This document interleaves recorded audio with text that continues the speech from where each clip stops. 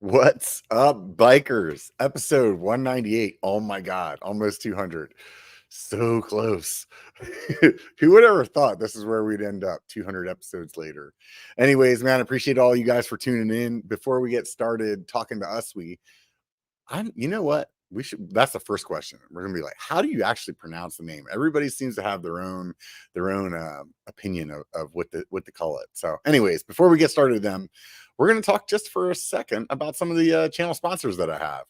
As you guys know, I've been riding RE bikes this year, and I've been super stoked with them.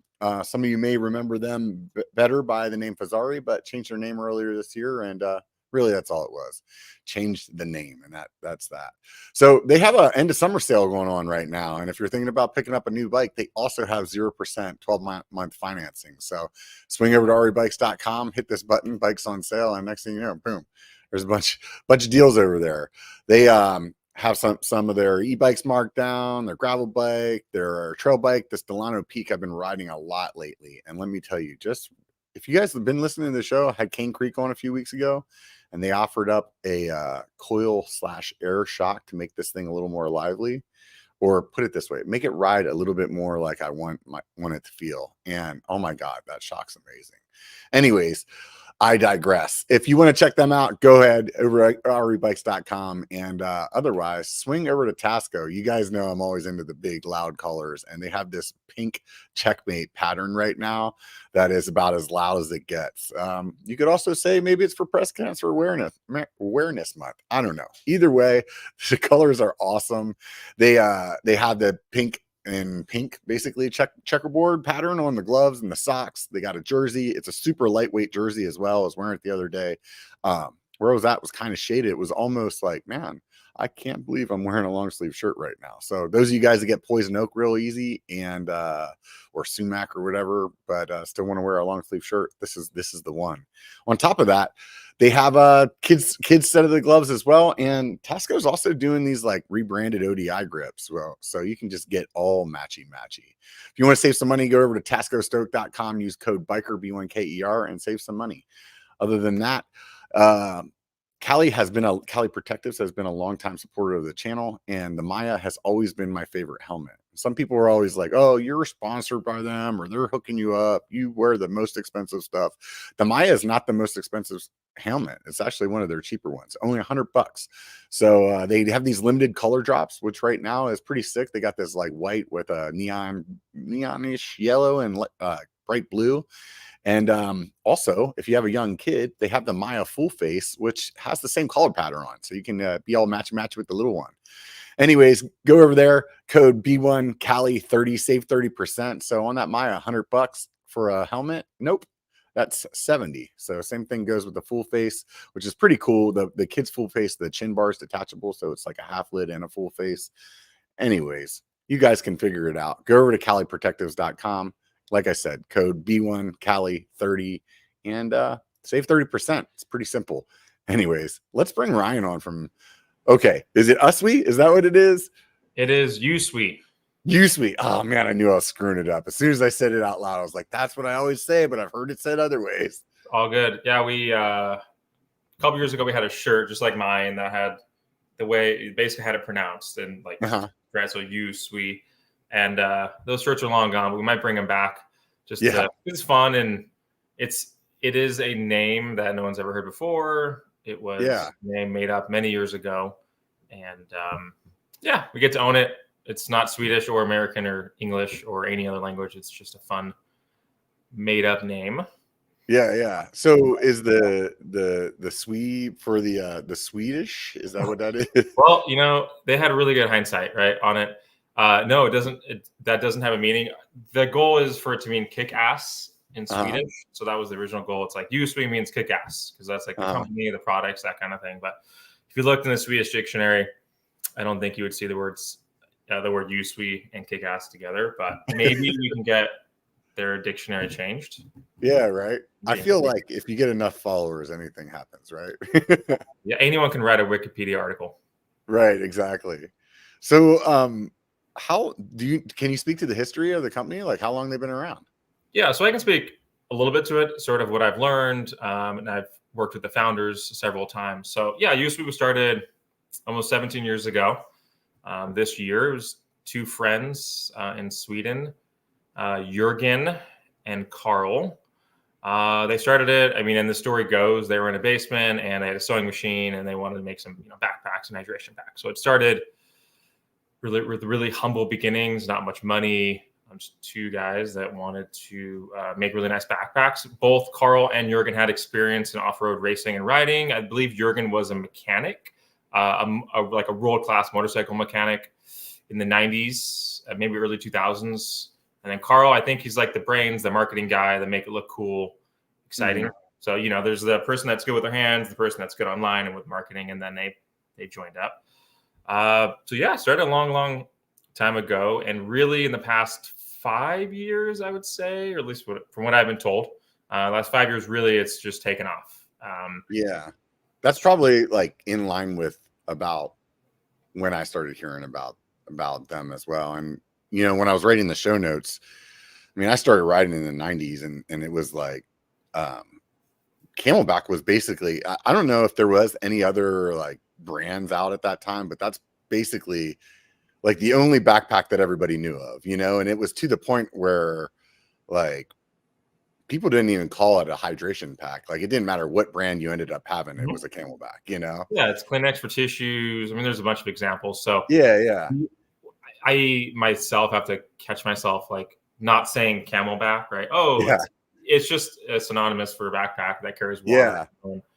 Yeah. So I mean, there's so many different brands, and what I was saying in the show notes is like, for the most part, everybody's kind of doing the same thing. But I feel like, I don't know if it was just a few years ago or they started out this way, but the whole like kind of system that you guys use to put the bag on is really what, in my opinion, like really started getting you guys noticed. Well, yeah, the unique shape, the single buckle, and then the biggest thing is the elastic on the straps. So we have two patents on the harness. Don't know if any other brands have patents on their harnesses, just in backpacks in general. But yeah, the combination of the two patents with the buckle and the elastic is the reason why we've been so successful, and it's a unique design.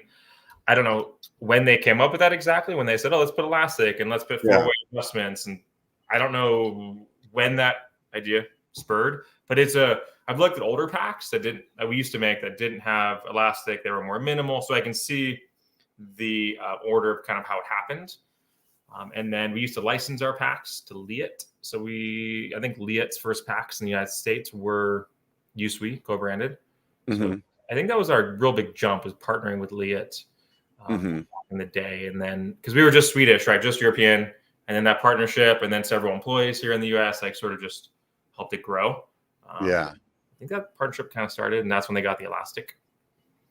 So the marketing campaign is no bouncing monkey. Isn't that no dancing monkey? Your dancing monkey. That's it. Yes, that is a funny tagline.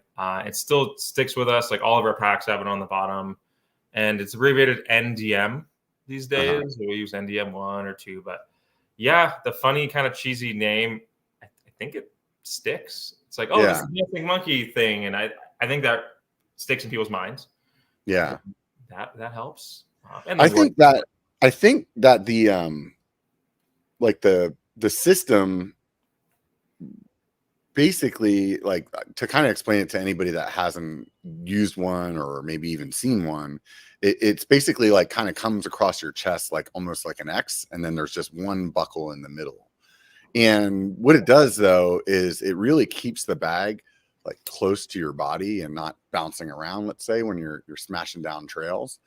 But the other thing that I think that it does well is, like, in the past, when you had a Camelbak, let's just use them as an example, like to keep that bag from bouncing around, what they would normally do is put like kind of a belly strap on. And in my opinion, A, that just looked dumb.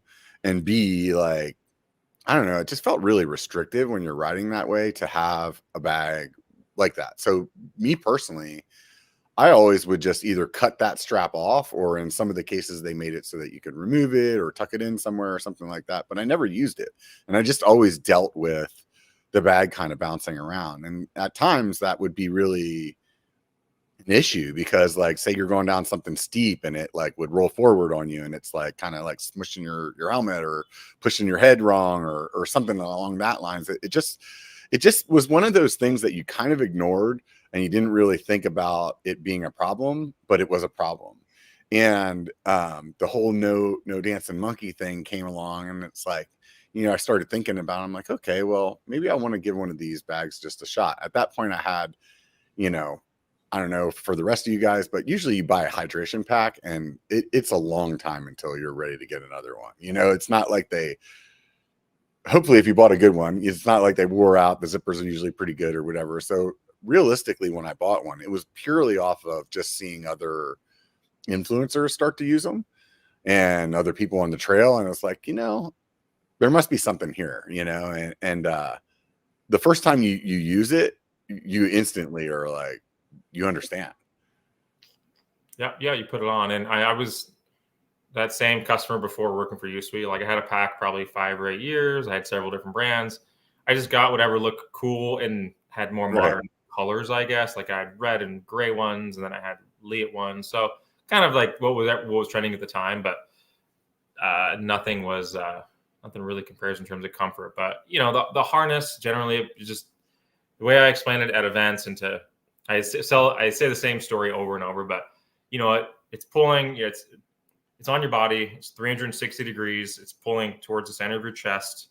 And the elastic allows the pack to be really comfortable without bouncing and overly tight. And you don't feel pressure points like shoulders. You don't get chafing on the armpits, back pain. So you're really getting a snug fit that doesn't feel uncomfortable. So it's connecting in so many other points versus just small points.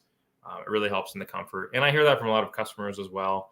But like you said a few minutes ago, it's like word of mouth, or seeing people and influencers and people that are kind of trending. They know what the trending stuff is. Yeah. That is how we've like exponentially grown in the US and all over the world with our packs, especially bicycle riding. Moto, we've had domination in moto for a long time, but enduro moto racer and a gravel or enduro mountain biker are usually two separate people completely. Mm-hmm. So one wouldn't see the other. Just like an average person that's going on to a mountain bike news site, like going to Pink Bike or going to this and that, isn't going to pay attention to all the racing that's out there. They're not a roadie. They're not a gravel biker, like they're not a bike packer. So these separate kind of factions of two-wheel sports are separate, and we're kind of getting each individual category to explode right now, or it's exploding. So were the founders originally were mountain bikers, like cyclists, or they were like into hiking, or was moto their moto thing? Yeah, moto is good too. But I've actually ridden with them when I met them. They ride mountain bikes, they ride moto, they hike and run a bit. But I think what I've heard of Sweden, that's where the office is, there's good mountain biking, but there's a ton of moto and off-road and like that kind of racing. You have to go to surrounding countries for like elevation. But yeah, so that was, started with moto, and then kind of got some mountain biking customers, influencers, gravel bike riders, people to totally different avenues. And then we've adapted our product line and updated, like the pink one behind me. We've now taken our harness that works for running, mountain bike, moto, gravel, and we kind of make the pack appropriate for the category. So yeah, we are definitely like, we're in this cycling transition phase where we're going to be well-rounded. Like Camelbak has mountain bike, running, moto. Yeah, they have all of it. Right? Yeah. It's building categories. So what would be like different? Because I mean, you can clearly see a line between moto and mountain biking as far as like similarities. But what would be something that like they leaned more towards with the moto that was more appealing to moto riders, like than mountain bikers? Moto is usually, like, in our experience, most of our customers are sort of the trail riders to racing for moto, so they're not carrying a ton of gear, right? So our packs kind of follow that for moto, but they're big zippered pockets. The material is like the most abrasion resistant, like nylon we could find in colors that could be sewn. So the moto, big difference with the moto packs is the part that touches your back has a little bit of padding, raised padding, and then the material is just a little bit more durable material. And the colors, because unlike bicycle riding in the moto industry, colors mean a brand. Like red would be Honda, blue Yamaha, orange KTM. So colors have so much significance in moto, and mountain biking doesn't matter. So doesn't seem to matter. We apply colors to certain packs, and if you're a KTM rider, you might have an orange pack. So there are actually really little differences. At the end of the day, it's a little bit heavier to ride a moto pack. That's it. Same bladders, same harness. When we go to the biggest sizes, like 16 liter, like the larger day packs, then there's more variation, but that's a much smaller amount of our sales compared to like everyday mountain biker, everyday moto rider. So little differences. And then on the one I have behind me, the new gravel and XC packs, we don't do a moto version of that. These are way lighter weight. They have a mesh back, mesh straps.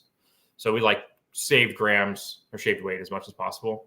That's the biggest deviation we've had, are the gravel and the endurance mountain bike racing packs. That's like the biggest in the past couple of years. Yeah. So Ryan, what do you do over there? I am the sales and events manager for USWE Sports in the United States. It's a very broad term, and I've been with the company about a year and a half, and I'd say in the year and a half, it's changed so much because we opened an office and we hired some employees, and then we're now going down the US path and riders and distributors. So I do a lot of different things. It's more evolved into event management.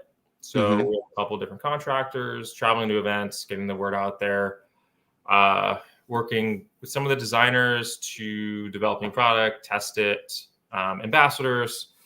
We have a retail store here in Bend, Oregon. So I help there whenever you're in Bend. We're in Bend. Oh, right on. Yeah. So perfect spot to have an office, I feel. Yeah. No, it's great up there. Bend or Benton? I mean, the only downside to Bend is that you can't ride all year just because of the snow that you get there. But the riding that you do have the rest of the time, just pretty good stuff. Yeah. So I do a lot. And our office in the US is pretty small. There's 4 or 5 of us that are dedicated to USWE, whereas there's another 8 or 10 in Sweden. So about a year and a half ago, we opened the office. We hired people, and we're shifting a lot of the USWE stuff now to the US, like product design, sales, a lot of things shifting to the US. So we're at the foundation, the base level of where the US office is going to be in the next couple of years. That's why we all do a bajillion different things. Yeah. It's one of those jack of all trades kind of thing whenever you're starting out like that. But the CEO of USWE, Jacob, moved to the US as well with the start of the office. So the CEO is 8 feet away from me. He moved with his wife. She works for us as well. They're both competitive racers for mountain biking and adventure racing. So I get the big boss there, which is great because I get to hear and see what they're developing in Sweden. We get prototypes and samples. We all kind of test it and get feedback.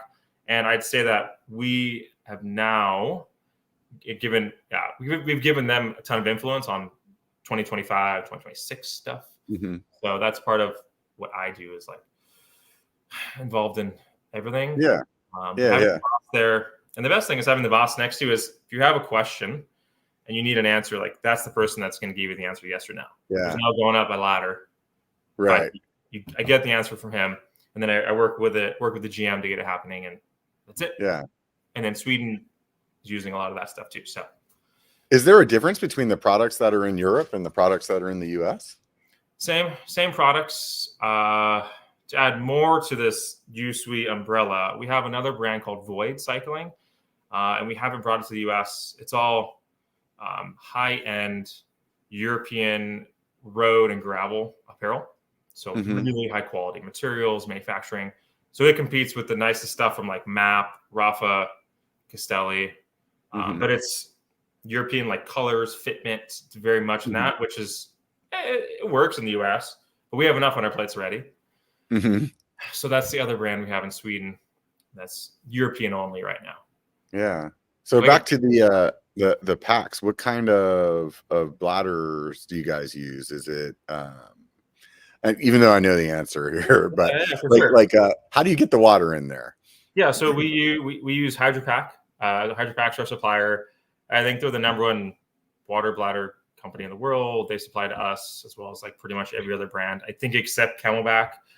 They have our closure is really nice. You basically have the full top, and then you open it like this versus like the twist top plastic that I've used for years with other brands. So we work with HydroPack. They are the best. And with them, there's bottles, flasks, bladders, tubing connections. So we're not going to reinvent the wheel. We make the pack. They supply the bladder. They're Right. They have manufacturing overseas and stuff, but I think they're US based. They're a great company to work with. I've met them. Like I met him at Seattle and other events. Personally, I really like the way that type of hat or bag works rather than like the twisty things. Well, I mean, Camelback's changed their like design over the years, but initially, like, it was always such a pain in the rear end to try to get the thing like unscrewed, you know, and then you're kind of like messing around with it a little bit, trying to get your ice or whatever in there. And I think with your bag, the way that it's just basically like the top folds over, and then there's like a plastic piece that you just slide over it that kind of keeps it closed. And when you open it up like that, like you can just pinch it with one hand, and it just like keeps the opening open. So you're not kind of like fussing around with it if you're trying to pour a couple scoops of ice in there or whatever. And same thing goes with putting water in, then it's like super easy. So I think in that aspect, like I really enjoy it because it's just one of those things where it's like, I don't want to have to like fuss with this. And that ability is like really nice to do it that way. Yeah. And they're the plug and play. So the hose clips on really easily. So at any given week in Bend in the summertime, I could ride moto, mountain bike, running. Like I could do a bunch of different things, and I'll generally use a couple bladders regularly. And I just unclip it and I slide it from one pack to the other pack. I have like 10 packs in my house, and that's just, I'm controlling myself to not get more just because how many packs one person use, right? It's good. I get to test a lot of packs and use them, but like my one bladder set, I just keep it and I slide it in and out. It's really easy. That's, the perks of working for the company. But I think as well, like as a pack user, like I have other brands that I haven't gotten rid of that I used a couple years ago, and boy, I sure do love ours. But I think it's like, it's kind of like bikes. Having one that's specific to the thing that you're actually doing is beneficial. It's like, you guys took the time to engineer, let's just say like a running pack compared to a riding pack. And it's clear when you're using one of those for the type of sport that it's intended for, that it's definitely better, and so you can find yourself into a spot where it's like, okay, well, like, yes, I could go and ride bike with the running pack, but it's not going to maybe give me as much water as I want, or give me the storage that I want, or whatever the reason is, and that's, where, it makes sense to me, like, to have multiple ones, And I hear it from customers and people that I run into, I'm definitely one of the more public facing employees in the company, or probably the most in the US. And people come up and they mention they bought one pack and they have another pack and another pack. And they just start throwing out numbers. Like I have the 3, I have the 9. And it's awesome. I had a guy come in the store this week and he had like 4 different sizes, and he wanted one with longer straps. And his son was like, do you know they're in Bend? And he's like, what? They're in Bend. And he came in for his 4th pack just because it was a little bigger than the others. And that is just showing how successful we've become and how people love our products, right? It's the word of mouth. And even before I worked for USWE, so I bought a pack. I think I bought a pack in 2020, 2019, 2020. I totally went to the store, bought one full price. And I saw it motorcycle riding somewhere, and I was like, that looks cool. I went and spent $140 on my own cash, which is not, it's not an insignificant amount of money. Yeah, and I went back, and then I found out they had bought another company here in Bend that I previously worked for, and they were now going to be part of USWE. And I'm like, it's awesome. So we ourselves, almost every employee at USWE in the US use the packs before becoming an employee, just because we love them so much. But that's USWE. Yep. Yeah. Yeah. I think when I first heard of it, there's another creator called BCPOV, and he was using your packs. And then the thing that really kind of got me to the tipping point was you guys have an integration for a GoPro mount that's part of the bag. And one of the things for us mountain bike YouTube creators is that getting your chest mount to be like as solid as possible really makes the stabilization of the camera work better and better. So like the camera has great stabilization, but if your chest strap is like kind of bouncing around, it still looks like crap. So like one of the things that he was saying, in like internally, we have a group that we chat on to like help each other out with what we're doing. And he's like, man, this thing is just like, it's solid when I'm riding. And on top of that, it's like, okay, well, if I wore another bag that had a different way of strapping on, it just gets to be like, for lack of better terms, it's just like cumbersome to like, oh, I got this GoPro chesty on, and then I got this backpack on, and then I'm wearing a heart rate monitor too. And you just feel like you're like putting all this stuff on, and it's just like layering on top of each other and not made for each other. So having that actual GoPro plate that kind of clicks in there was one of those things that I was like, you know what, I'm going to give this a shot. And just like I said earlier, 100%, my current bag was not working for me. You know what I mean? It was doing what I wanted it to do, carry water in the woods, and but it was one of those things you start thinking, like kind of compiling the like, oh yeah, it does bounce around. Oh yeah, I do cut that strap off because it's annoying or whatever. And then, this other thing with the camera came up, and it's like, okay, well, I'm gonna give this a shot. And sure enough, like the thing is solid. And because of the way that the straps for the backpack itself it just really holds it in there in a way that, like, even if I'm using the GoPro branded one with it, and I'm a big guy, I'm like 240 pounds, like I have it straps as tight as it can possibly get, and I'm still like, it still wiggles, like, whereas the USWE one, like that thing is not moving. Like it is there. So that's also like really cool that you guys decide to like make an add-on like that. Yeah. And actually, I've had that same experience as you. I don't know what it was, but I got the best elastic strapped GoPro harness out there, I think 3-4 years ago, and it worked well. But by the time I put it, I think I would go that on and then a hydration bag. I don't know, but there was a sequence, an order sequence to putting everything on. It was annoying to double up, and I'm a very finicky rider about like whatever's touching, feeling. And if I had ever tried to use that with a neck brace as well, like there's just so many things you could have on your body, and less is more. And having that clip, and really, even with the GoPro off, it's only like a 6-inch by 4-inch little padded plate. So a lot of times I'll even ride just with the plate all the time. It's not that big of a deal, but yeah, the integration is really nice. In the motorcycle world, chest mount isn't as popular. I've really been doing a lot of chin mounting, but going to mountain biking, standing up, and I do like to record with my 360 camera, like a lot of rides. And yeah, I'll just clip it on there and leave it. I've even done, because we have Bachelor, the bike park here, I'll even do bike park laps with the hydration pack and the GoPro, just because it's like, you don't even know it's there.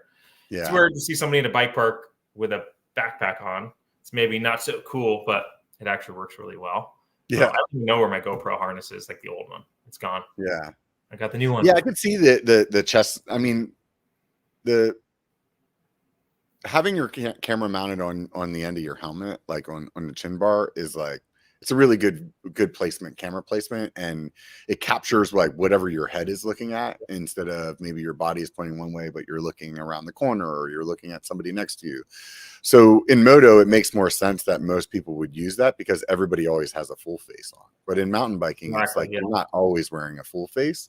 So like, then it makes way more sense to have the backpack. And then also on, more of the longer endurance rides, like, yeah, everybody's going to want a bunch of water on them, so it's like kind of just goes hand in hand. I will say as well, like with that mount, it's really easy to take it on and off too. Like a matter of a couple of seconds to like like it's basically like two pieces of Velcro. You open up, you slide the other thing on, and you're done. Like it's right back to normal. It's not like it's like, oh, this takes like 10 minutes or 5, whatever you like. It's really simple to move it in and out. But I can also see how what you were saying, where it's like, I don't even bother changing it because honestly, it really doesn't like affect the way that you really feel wearing it. Yeah, it's a minimal little plate. And I'd like to, well, we're going to expand on more accessories going forward. Like we have, so that's the one thing I think we've gotten packs out to more users or more well-known. So they have their packs. Well, how do you sell to your existing customers, or how do you make your existing customers feel better about their purchase? We'll word it that way. We have accessory pieces. So like the GoPro mount's really nice. We have a phone pocket for the top. It looks like it's T-shaped. It looks like, people that are shooting a shotgun, they have their shells. They have the little like holster for their shells. They like, you see the old like movies where the guys have the shells on their arms, but basically little T-shaped strip that goes into any one of your upper straps, and it's for your energy gels. Because most gels are the same, like rectangular shaped. So on your shoulder, you could have 4 gels just pushed sideways. Because if you're riding or racing, you want quick access. And I think people are trying to find solutions of how to store food on their body or on their bike. So we have the gel strap, phone pocket, and then we have, which you may not know, on our lower strap, and every pack has 2 lower straps, we have a little horizontal pack that's padded with a zipper. So it could double as a phone or a food pouch. So that's a really cool thing that most people don't know we have. And that's been my goal, is letting people know we have accessories. So you don't have to stop and go into your pack or have your friend zip it for you and go inside. You can stop or keep riding, get your phone, get food. And I think that's how packs are trending going forward. It's storage up front. Vests, that kind of thing. Like without stopping, how do you grab it? So top 2 bags are pretty popular on bikes these days, but like not everyone wants a top 2 bag. Yeah, just storage up front. And that's my big push. It's like letting people know. Yeah. I've seen, I didn't look on your site beforehand, but now that you're saying that, I have seen a few bags starting to pop up on like my Facebook feed that have like a bladder, but then also have more of a storage compartment right on the chest plate itself. So it's like, that's where you would get your food from or whatever. Is that, you guys are doing something like that or not yet? Or? Well, yeah, I think we are part of that change in the industry. But I think, the vest concept, we have a mountain bike vest. We have running vest. I actually really like our mountain bike vest. I use it 50% of the time as I do mountain bike packs. But yeah, the vest and the storage up front is trending. It's becoming more popular. I think as people are starting to do more adventures on their bike, there's a need for storage. I mean, if you look at the growth of like top 2 bags, it's really popular. And not just gravel and road. It is on some XC. People are just doing these adventures, right? And they need food, they need fuel. So our mountain bike vest is taking off, running vests. It's just that storage on the front that's connected is really taking off, or at least that's what the competition's pushing. Well, but that's like the next change. And if you look at, I look at racing, like race results, race photos, what our athletes are using like every week, and I see trends that vests are becoming a more popular, accepted concept. And it's not considered dorky anymore. It's like, no, that's I'm gonna do it. And ours have a bladder and you have a tube, but you just zipper pockets. The one thing is they're small, medium, large, extra large, so they're size specific, but they're really comfortable. They are a little bit more on your body, so they can be a little hotter depending. I love it. It does fit. So women, or what I've noticed is body shapes that don't fit our traditional packs as well as they could. You put them a vest on them, and they're like, "Oh my gosh, this is amazing." So we do have men that wear them. Women like them, especially. I don't know if it's because they have a chest or just women are more prepared than men when they go out. Probably a combination of the two. Yeah, we're so stubborn, Yeah. So yeah, there's it's the trend in women especially, and I see athletes doing it. What are all the influencers wearing? What are they doing? The vests are taking off. Yeah, we're noticing. I'll tell you this. My experience with the backpack was really good, and at the time, I had also, oddly enough, had gone into this like phase where I wanted to try not to carry anything. And so I had built this hardtail. I just got back into hardtail like riding from years ago, and I was like, I'm gonna put water bottles on this thing, and I'm gonna carry my tool in there, and got that, like that 1-up pump with everything in it. I'm like, all right, sweet. I'm like good to go. And then as things started getting warmer, I think this was like winterish kind of riding, I was like, I could totally get away with it. And then as things started getting warmer, I was like, I need more water than what these 2 bottles can handle. Right. And so then I started looking at hip packs, because I got so used to riding without a backpack on. It was like, at first I remember feeling like, man, this feels almost like unprotected. Like you feel like you're missing some level of protection that you used to have when you're riding without a bag.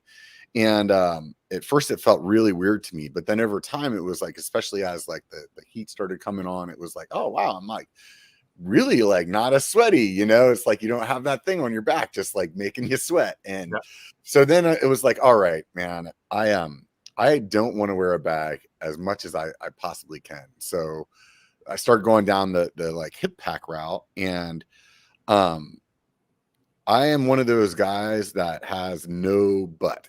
So like Okay. a hip pack is like one of those things that, man, if you have an ass, man, it just stays right in place really well. And for me, it's like this thing just will fall off of me no matter what, right? So I'm like, I tried a lot of different hip packs before I finally got to like, I had a handful of people that really were like super stoked about the Evoc one, because they're like, oh, it has this like secondary strap that you can like strap that, and then you tighten it up.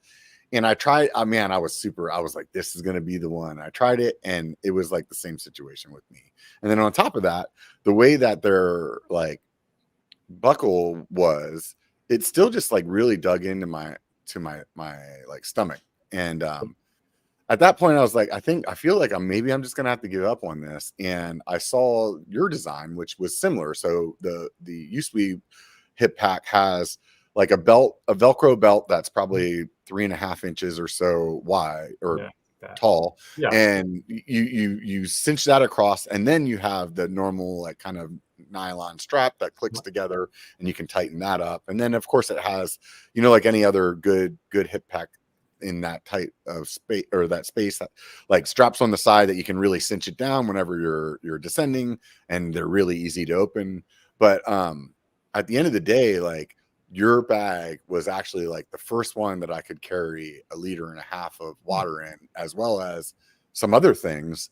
And I actually didn't have a problem with it. It's like, to me, and all it did was like, it just reinforced how much I enjoy your products, because first of all, the bag was like, man, this thing is great, and it like solved all these problems. And then to try the hip pack and have the exact same experience, in my mind, it was like, I think at that point, it's like I'm 100% a believer at that point, because there's like 2 products that I bought just knocked right out of the park. We love hearing that. Yeah, we do make, for everyone watching, we do make 2 different hip packs. We have a smaller one, a larger one. They're a great product. We are pushing more into cycling with them. They do really well in the moto scene, because certain kind of motor racers like them. They don't want to wear a backpack. So those have done really well. But, hip packs and mountain biking, are generally like the more well-known brands with the crazy colors and this and that. They may not perform very well, but they look cool.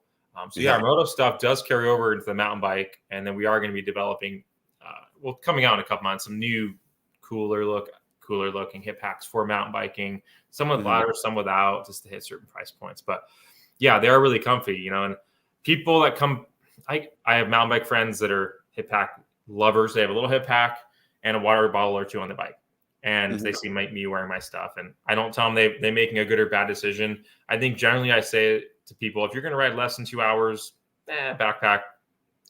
Depends on where you're going, how remote it is, but may or may not need to carry a backpack. A hip pack could do, but 2+ hours, that's when you start needing tools, more water, supplies, and that's I think where our customers have really gone. It's like the more endurance customers, 2+ hours, they've been wearing USWE packs. The shorter Yeah. ride stuff, like in Bend, I see one water bottle and a cool looking hip pack. Well, they're riding 10 or 15 miles. They're no more than 2 or 3 miles from their car. Yeah. You know, and that may be our customer at some point, but it's people that want to be prepared. And I think it's 2+ hours. I would most simply break it down. But yeah, hip pack. Do you think is the newer bags going to have any bigger bladder options than a liter and a half? Not for the rear. I think I want to say from a design standpoint, I can't speak for them personally, but I want to say the designers decided like once you get 1.5 or above, it gets really, really heavy, and the bag does that. I go out there and I love observing what people have from other competitors. I just love seeing what's out there, what they like, and I see these big old hip packs. So like ours and a little bigger, and I see them riding and like doing a jump, like a bunny hop, and the whole thing's like this. And I'm like, oh my gosh, I think it's too much weight for that small of an area. Yeah. I think I agree with you. I mean, I did try some that had a bigger bladder, and it's definitely my experience with those brands would be that I would normally not fill the bladder up because it was just like what you said. It just moved around too much.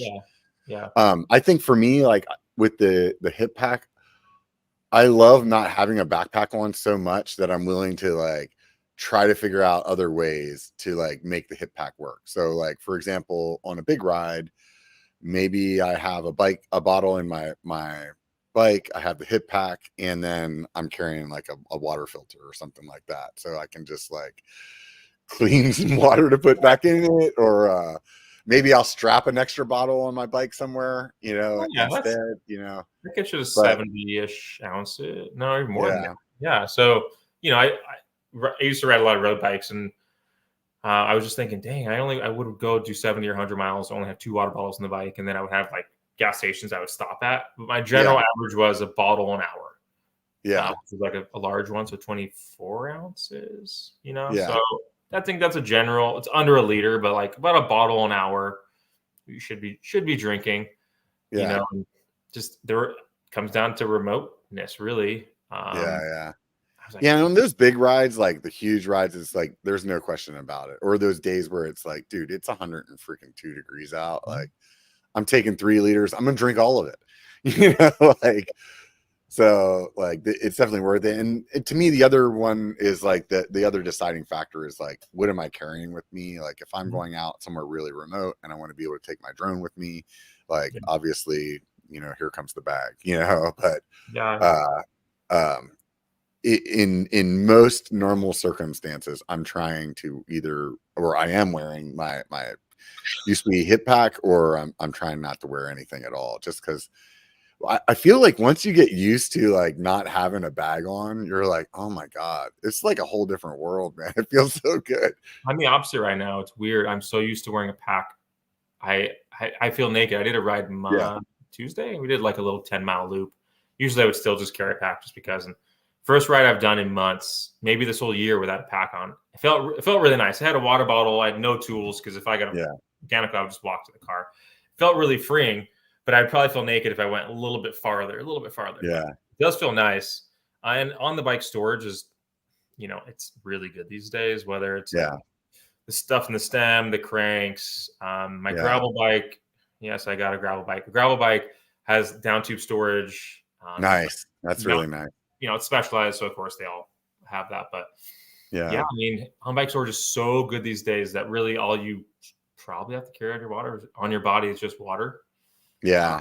I have that one-up pump. Actually, here it is right behind me, and then it has the tool inside of it instead of in the stem. So basically, on all my bikes, I just have the mount on there. So I just grab that pump. And for me, I've always been one of those people that I want like a never-ending supply of air. Like some people are like, I'll just take a CO2. And I've been on too many rides where it feels like, it seems to me like the rides where you get a flat, you get more than a flat.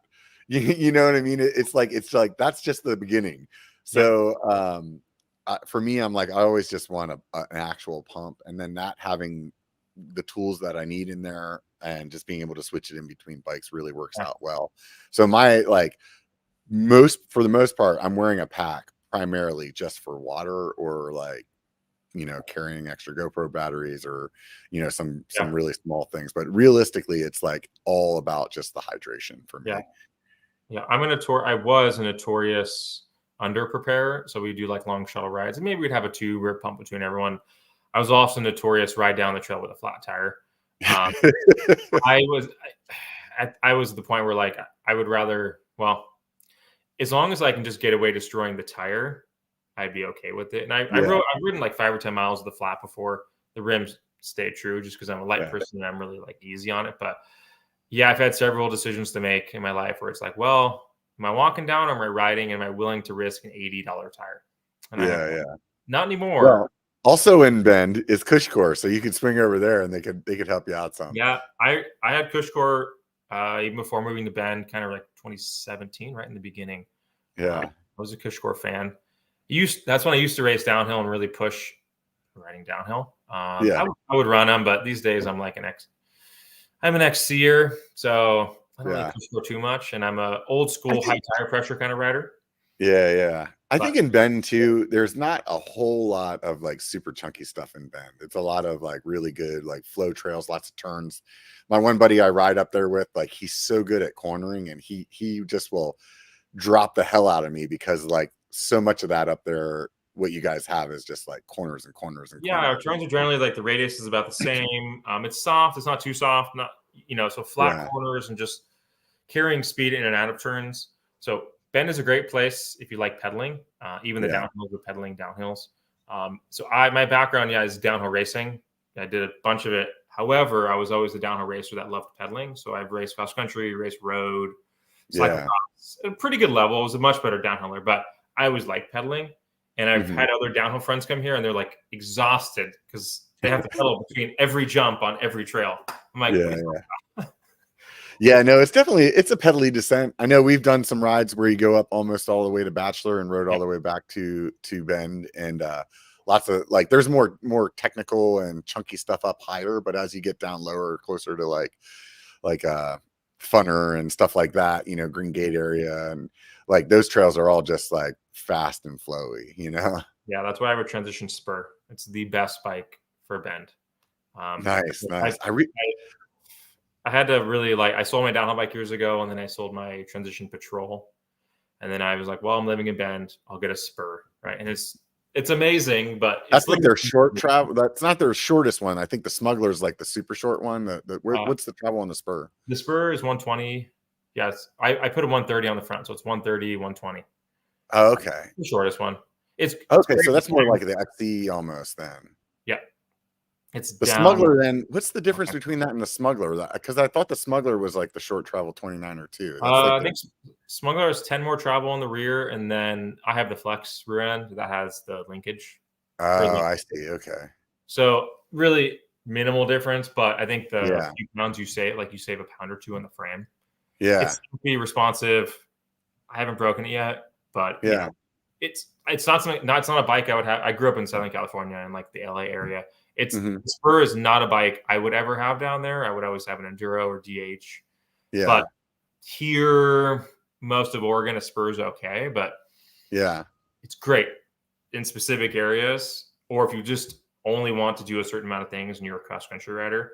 Yeah. I can see that up there though. I know I've been up there with my tall boy before. At the time I had it like a 140, 120. And it's just like, there is a lot of pedaling up there. So having something that's really efficient at pedaling, but then still has a good geo that you can descend with and like get a little steezy with or whatever, like that bike definitely would fit that area very well. And our area, I mean, it also makes sense for USWE being here because as you mentioned earlier, like, snow comes and you can ride most of the year. You can go out east in the wintertime, depending on the snow, and get some chunky stuff. But typically, you're putting your bikes away, you're riding a trainer, or you're switching to like Nordic skiing. So we're in a good spot because there's, the growth of gravel, mountain biking, like long distance mountain biking, gravel, moto around here. Hike trail running is blowing up, right? And Nordic skiing, like skate skiing. We actually have packs for all that stuff. So it actually makes sense that we're here, and we do bike packing and we do apparel. So there's a lot of things that line up to why we're here. But the 4 seasons being in Bend, it's good for us because we don't really ever have a slow season. Whereas I think in the bike industry, it tapers off in the wintertime. Unless you're in California, then it's all year long. But yeah, we are not really, we're season proof.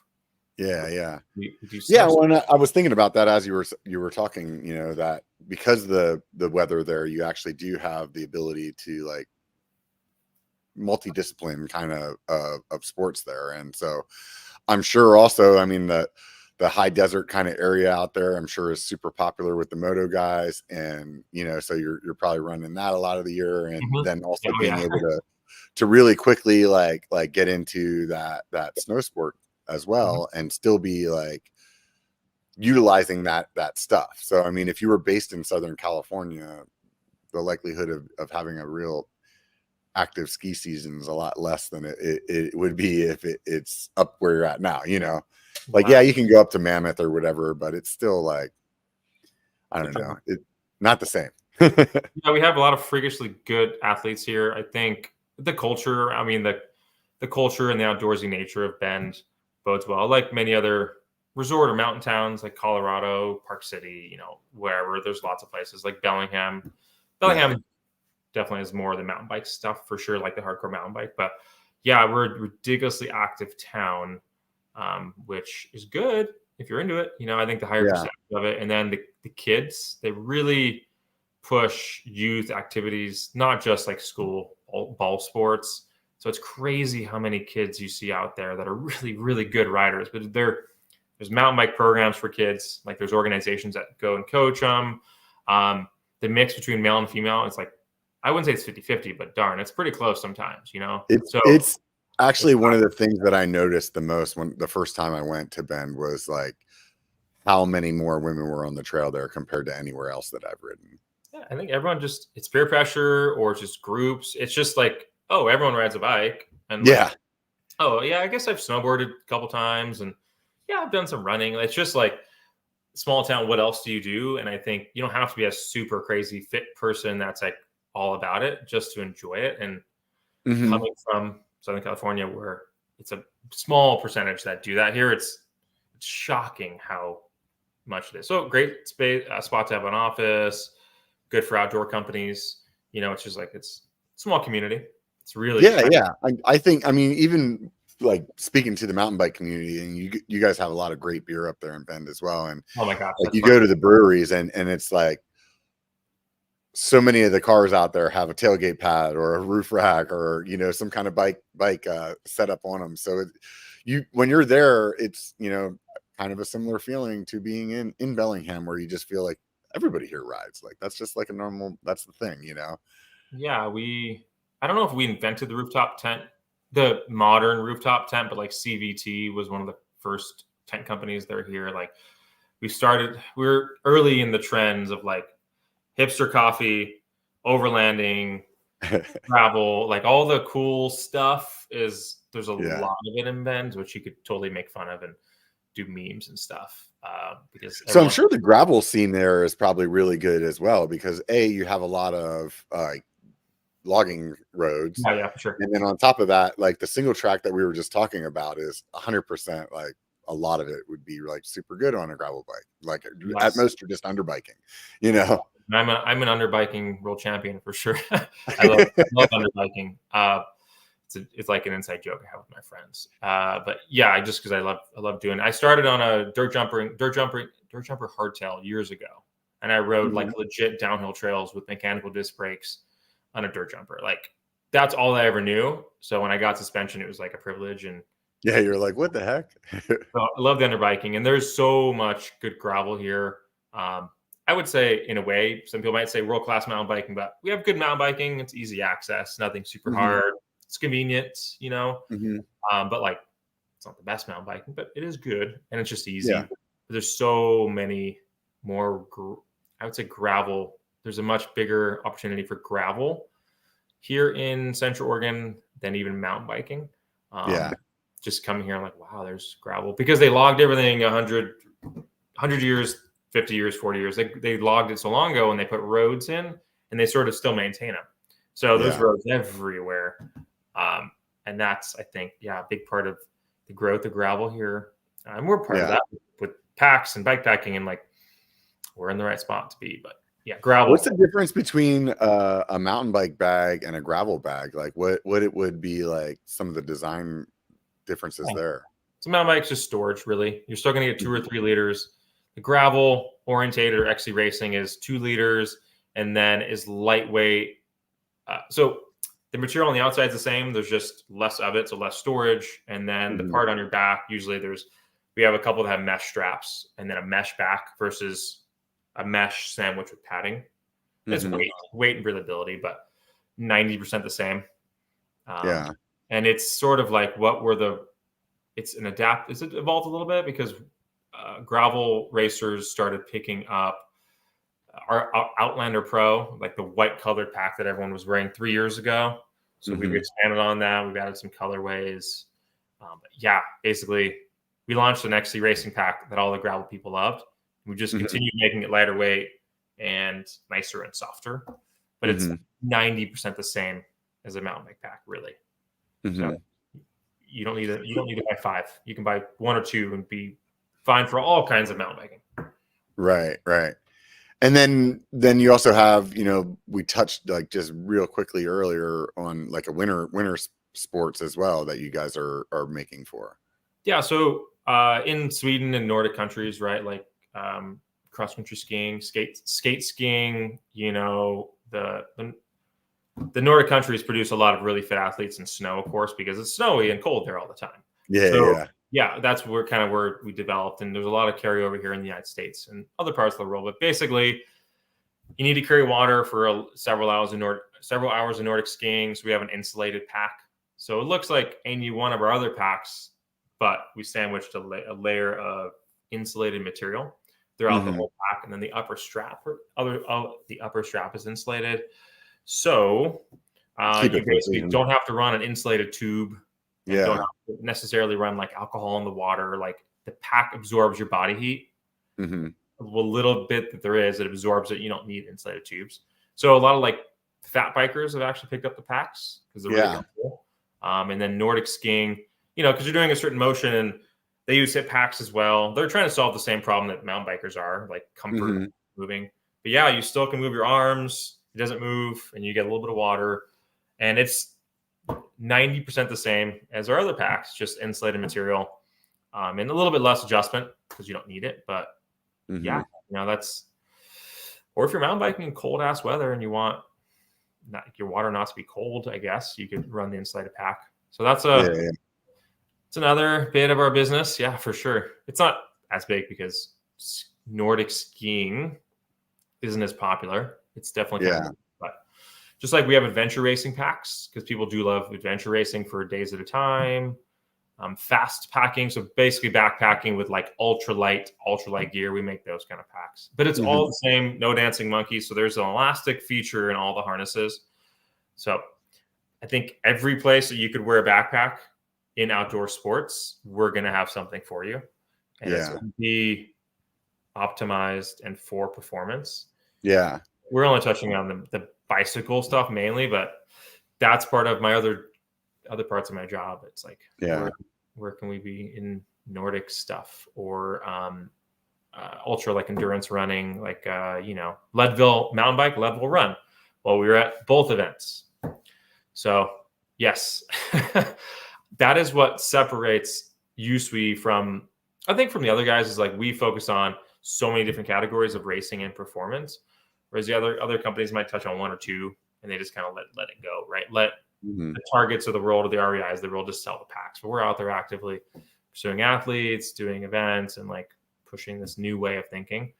So yeah, my job changes week to week.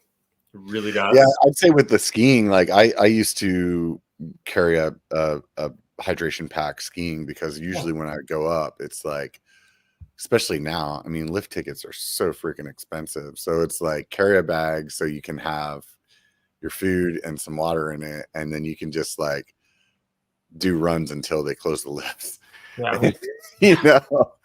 Yeah, and I've it's been a while, but I would wear packs a few times. The resorts weren't really pretty small, short runs. I wasn't too much out there, but we do make we basically have large mountain bike packs, sort of like day packs with hip straps, because you need to carry the weight with a hip strap. Like that's the way to do it once you get to a certain size. But yeah, we do like your backcountry skiing and backcountry snowboarding packs, all the way up to, we don't do an avalanche, we don't do an Avi bag, so no airbag, but in terms of space for a shovel, a beacon, a probe on the bigger ones, or just bladders and insulated material, and like we have that as well.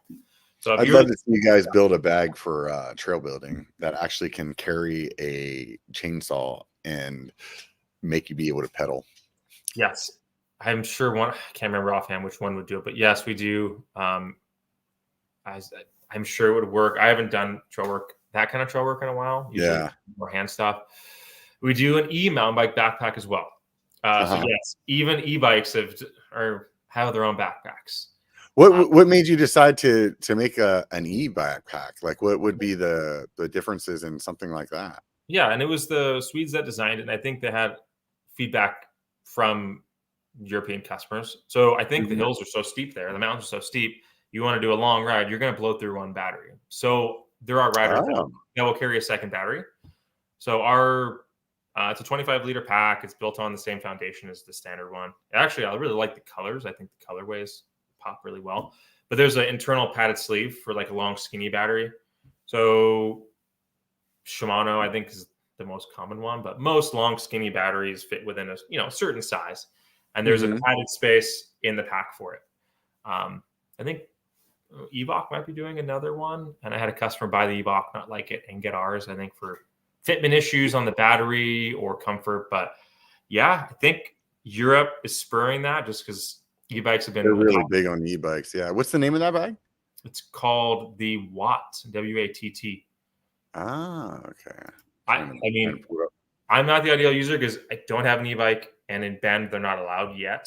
So but I can think of some places, in the United States where you might want to carry an extra battery, Europe especially. But yeah, that's called the Watt, W-A-T-T. That's unique. That's one of our more unique packs. You guys also have like a rain cover that pulls out real easily over the bag. I'm pretty sure. Yeah, so if I remember correctly, there's one on my hip pack too. The Rainfly? Yeah. I can't remember. Maybe I'm remembering it wrong. I thought there might have been one on there too. I can't remember. Could have been. It's changed a little bit throughout the years, but on the larger like mountain bike day packs, and this would be the mountain bike day packs. I think the Watt may or may not have it, but yeah, you have a zippered pocket, and you have this really bright orange stored away water cover, basically. Hooks to the bottom and it goes over, so it becomes as waterproof as possible for your trips, right? And then when it dries up, sun comes out, you pull the cover off, and it's lightweight. It's orange, so you're really visible. But yeah, just a zipper pocket on the bottom. That's really cool. And that is what we use on the bigger ones. Yeah, I must be mistaken on that one. I just looked at the website. I was like, I was thinking I must be remembering the way it is on my actual backpack, because I know it's like it just tucks back into the bag. You don't even have to it's not like it's like a separate piece that you have to remember to bring with you. It just like kind of rolls right in there. If it's orange, it'd be on the larger ones, but most of the product I'm so intimately familiar with is like 2023 onward. There were a few things we made that we don't make anymore that are could be part of that, or another one. Every now and then we get a return for a product a colorway I've never seen before. Really, really cool, and I'm like, oh my gosh, can we make it again? Right. Different colors and different materials.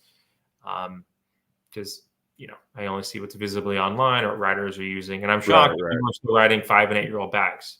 But I shouldn't be shocked because the bag lasts a long time. They're really comfortable. The harness has stayed the same. It's just colorways that we don't make anymore. Right. And they usually have multiple, and they tell their friends, and they're the only person in the group with it. And you ask them, they love it.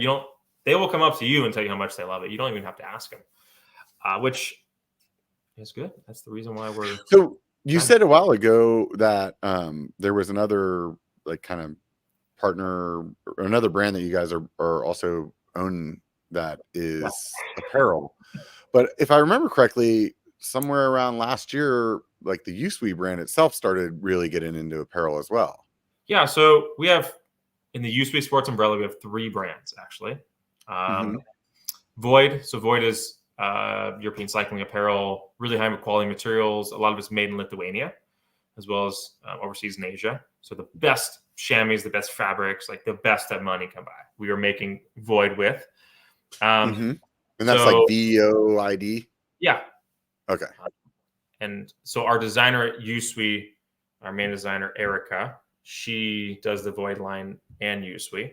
And then our other brand is called Giant Loop. So Giant Loop is the company here in Bend. So basically, to make this all more complex, 2 years ago, USWE acquired Giant Loop. So Giant Loop is all soft motorcycle luggage. So most simply, it is bike packing for dual sport and adventure bikes. So front fender bag, tank bag, panniers, saddle bags. So traveling, whether it's camping and day rides off dual sport and adventure bikes, because they've been doing it about as long as bike packers have, right? It's just become more popular with the rise of social media and that kind of stuff. So Giant Loop has a similar origin story to USWE. It started about 16 years ago. 2 guys in Bend. I worked for them for almost 4 years. I left for greener pastures. And then in that time period, USWE bought them. So you're like, yeah, we work together again. Exactly. So the founder of Giant Loop, he sold the company. He still works for us, and he's just retiring soon. But that's how USWE started the U.S. office. We bought Giant Loop. We're going to figure out how the business works and grow that. But it's also Bend, Oregon. Let's have the combined office. So half of my job is Giant Loop, which is motorcycle luggage, and the other half is USWE. A little bit more USWE right now, just because it's growing in a different way, and it didn't have a U.S. office before, so it's like more to do. So that's our other brand. So a lot of customers, there's a lot of carryover between Giant Loop and USWE, actually, because mountain bike and moto, there is overlap, but most of the time it's separate. But yes, USWE started doing apparel about a year and a half. A lot of it is similar to Void in terms of cuts, materials. We just had our own graphics package, right? And our own products like mountain bike pants. We have a new ultralight gravel line. So USWE is just getting into the apparel side of things. Everything from long sleeve pants downhill to, think about that being the burliest, most baggy, all the way into like lightweight gravel stuff. And we, like I said, we have the best quality materials we could find, the best suppliers for chamois, right? And then stretch material and laser cutting. And we do male and female, and usually 2 colors or 2 ranges per style. So we do gloves. So no protection or no armor yet. No helmets, no knee pads, no shoes. We're still figuring that out in the US because it's a big space. And I think it's harder than it's been in the past several years to grow in the cycling industry right now. Looking at however many brands in the news every day their sales are down. This is not right. They're laying off people. We're having the opposite. We're actually, our sales are blowing up. Like, we are one of the few examples in the cycling industry right now that cannot keep stuff in stock, and we're growing because we're actually putting work into it. So I think it's that, and it's the when you have a good product, that's going to sell. I mean, that's really what it comes down to, at least in my perspective of the bags that I've used, and like I said, I mean, the experience that I've had with all the products that I've used has been phenomenal. So if you walk into a store and you're looking for something that is, let's just say I walked into REI. I don't know if you have this stuff there or not, but and it was, a pair of USWE pants next to some other brand's pants. And I'm like, hey, the other 2 things that I bought from USWE have been sick. I'm going to grab those and try them on right away, because it's like, I don't really care what this is going to cost, because I'm going to assume that it's going to be as good as the other stuff that I've used, Yeah. I think that will work in our favor. It's just, getting the right shops, distributors, right media outlets to do reviews on the apparel and to say how good it is or how bad it is, right? We want honest feedback, whereas the packs, we've had really good success because it's so unique and one of a kind. But in apparel, it is harder to be unique and use materials because there are a few companies overseas that make for everyone, right? But the big thing is, yes, the existing customer base, they love the packs. They're going to want to wear more of the brand. So we're still figuring that out. We have the apparel. We're just getting into more stores, but we did, we bought Void and we've been doing it for a little bit longer. It's just, it's a more competitive space than packs alone. There's a handful of pack companies. There's like 50 different apparel companies, but yeah, it's good stuff. We're inching away slowly but surely. Yeah. Was there some sort of like patent that expired on the way that your clasp works for your backpacks? Because I've noticed that I'm starting to see other brands come out that have a similar, like at least clasp. You said earlier there was a patent for the stretching portion of it. Yeah. So I'm assuming they can't copy that, but I've been seeing that like across the chest kind of clasp being imitated at this point. Yeah. So the buckle is, the buckle that we used to use. So we have two patents. We have a patent on the buckle, which is the current one. I think it's in this one. It's clear, it's shiny, it's red. So you have a patent on the design of it, how it functions, how it looks. What we were using previously was something that you could find. It did exist. So other companies are basically using the buckle that we used to use. Ours is actually user decided now. There's less fabric. So ours is actually less finicky and easier to use, the newer one. So that other ones look similar, but we do have a patent on the buckle. But the big thing is the stretch and the elastic. That is the big difference maker. But yes, other brands, even in the motor world, have started to notice our impact on sales, obviously, and have been like, well, what can we do? And yeah, those buckles. Yeah, I mean, that happens. It is what it is. I was just curious what was going on there. I will say that the one thing that I've heard by people is that your packs don't necessarily always fit the bigger guys as well, but you do have some like extensions, I believe. Yep. So no, that's a really good question, and something that I don't think USWE had as much visibility on in Sweden, and then coming in the US, like we're all fat over here. Well, I think, there's so much more riding in the United States and North America than that part of, Sweden, Norway, Finland. Yeah. Like, there's so much more mountain biking, especially the West Coast. It's like, just go to Sea Otter, right? Like, right. Europe doesn't really they have similar, but they don't have that. So our feedback to them and letting them know, like, hey, and letting a designer know, hey, we noticed it first in motorcycle riding. So by the time, if you're on an adventure bike, say you're 200 pounds, you have a chest protector and you have a jacket on, you get really, really bulky and the straps aren't long enough.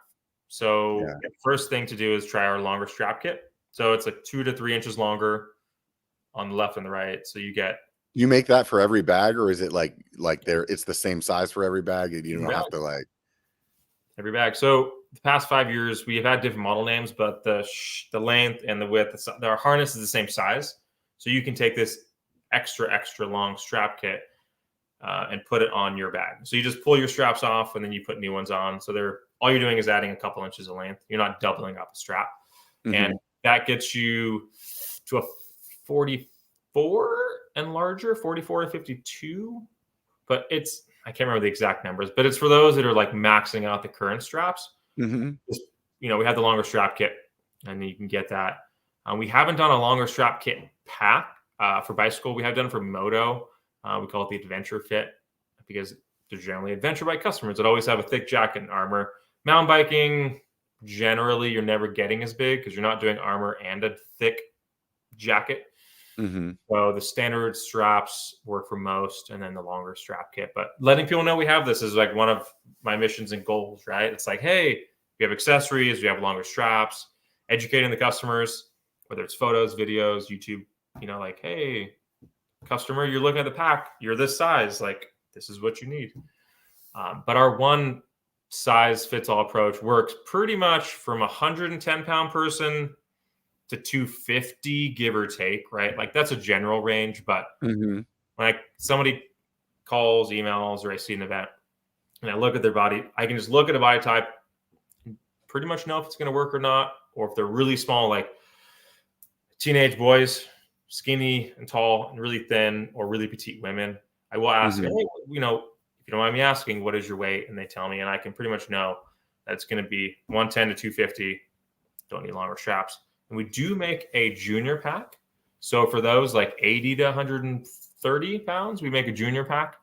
And that actually fits the smaller crowd. And then we have just like a bigger strap kit, we have a smaller strap kit for that extra small size.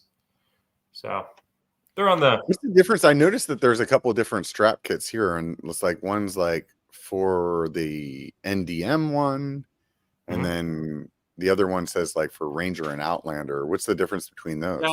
We've had packs throughout the years, like the Ranger, the Airborne, the Outlander, different names. So the strap material is a little bit different on an Airborne or a Ranger, but the sizing is the same. So if somebody wants the exact same material, they can choose it for their pack.